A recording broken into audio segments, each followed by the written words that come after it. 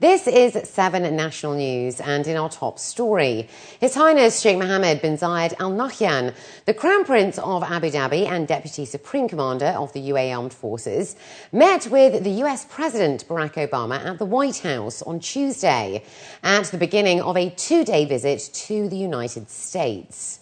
Sheikh Mohammed conveyed to President Obama the condolences of the UAE President, His Highness Sheikh Khalifa bin Zayed Al Nahyan, for the victims of the Boston bombings and his wishes of a speedy recovery to those who were injured. He stated that the UAE condemns acts of terror and stands by all countries of the world against all acts of terrorism, regardless of their sources or motives. President Obama asked Sheikh Mohammed to pass on his greetings and thanks to Sheikh Khalifa. The two sides then discussed initiatives that will further enhance their bilateral trade relationship and encourage economic growth and opportunity. His Highness Sheikh Nahyan bin Mubarak Al Nahyan, the UAE Minister of Culture, Youth and Community Development, inaugurated this year's JetX at the Dubai International Convention and Exhibition Centre today.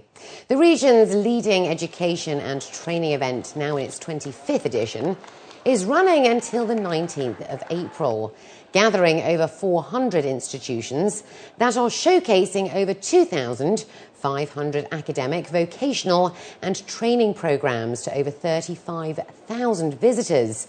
That's according to organisers. Some of the segments this year include general education, higher education, vocational and occupational training and professional development. This year, I think the focus is so much on UAE-based universities. It's incredible. Every special design stand is a UAE-based university. And I think now we are competing to promote the UAE as a destination of choice for higher education, as against how it was 10 years ago when it was this international universities coming down here and trying to recruit local students. And I think that trend is slowly changing, much to the benefit of the UAE. So that's a definite plus. The other thing is this year we're concentrating on attracting the student councillors, doing something for student councillors, because we believe that the student councillors are instrumental in actually advising students on the higher education options. So yeah, we are working with student councillors this year as something different this year. In an effort to encourage as well as contribute to global peace and security, Dubai is hosting the first World Peace Awards Forum 2013. In a show of strong support, His Highness Sheikh Majid bin Mohammed bin Rashid Al Maktoum, the chairman of the Dubai Culture and Arts Authority, graced the event. He met with various local humanitarian organisations and security forces to encourage work to promote peace and safety in the country, for the region and the world. The forum aims to establish connections and foster cooperation among nations, according to His Excellency Sultan bin Butti bin Mejren, the Deputy Chairman of the Board of Trustees for the Mohammed bin Rashid Al Maktoum Award for World Peace. Peace is the bigger umbrella than humanitarian services only. Most of the humanitarian services happens after a crisis or during a crisis. What we are doing is we are not reactive, proactive of those crises that's happening, conflicts that's happening. We are aiming in spreading the culture and knowledge of peace. So we are trying to create a new generation, okay, that's working on peace and thinking on peace.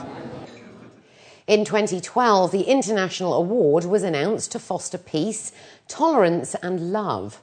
It will be bestowed for the first time at the next Dubai International Peace Convention in 2014. The award will be open to all individuals and organisations worldwide that have made significant contributions to the stability and welfare of humanity. In United Arab Emirates, we are living very peacefully, so we need all the world to see our way of the life and see our experience in the peace, how we are living in the peace. So we want also all the world, inshallah, will live in the same way. So we made this forum for all the peace prizes all over the world. So today they are going to meet each other here in Dubai. We're trying to explain this idea to the people, to all of the person who are involved in the peace. So we want one way of all the world should go on the same way and same direction. So in the end of the direction, our goal will be peace for all the world.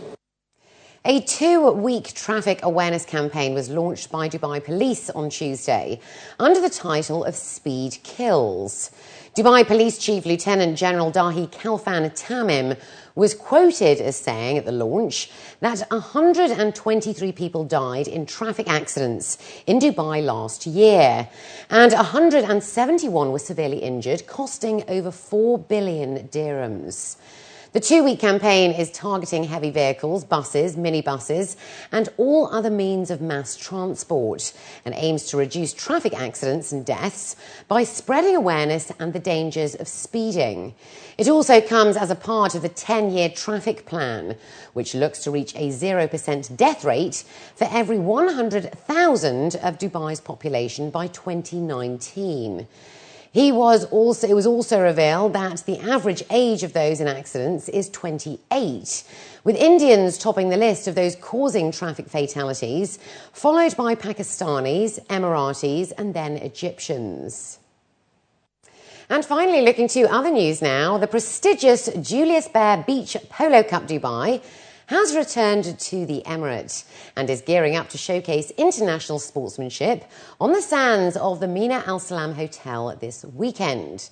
Responsible for the concept is the Mememo Productions team, who invented the idea of beach polo back in 2004. Since its inception, players have competed in various countries, including the USA, Mexico, Spain, Germany, and Italy. The activity covers a unique mix of Middle Eastern talent, such as the Al Habtoor brothers, who are also the patrons of the sport, as well as a number of recognised Argentinian polo players.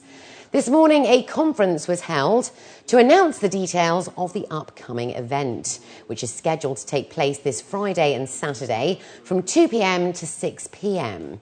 The team revealed that over 9,000 man-hours was spent transforming the location into a world-class venue that embodies the spirit and passion behind the respected sport.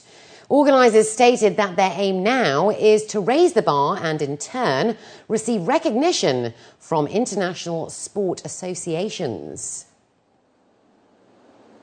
2004, when we started the first beach polo, we invented a sport. And the beach polo is the first sport has been exported throughout the world. We did it here 3 years in a row at that time.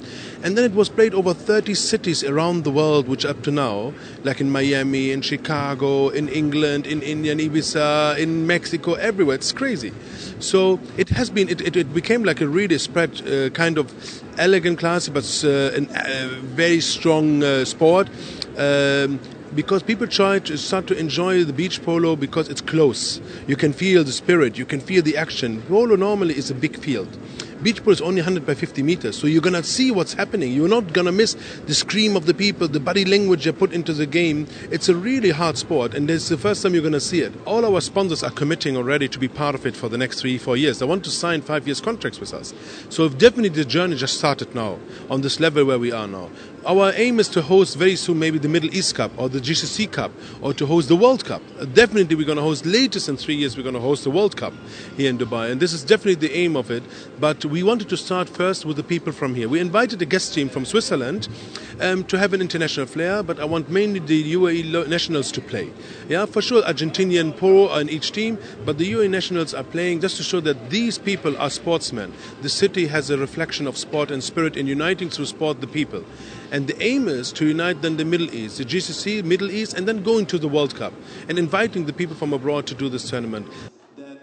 While the 48 Chilean and Argentinian bred horses will be the focus of the two-day event, players and patrons such as Piero Dillier from the Lacrosse team, with over 25 years of experience, will be anxious to see who is crowned the champion.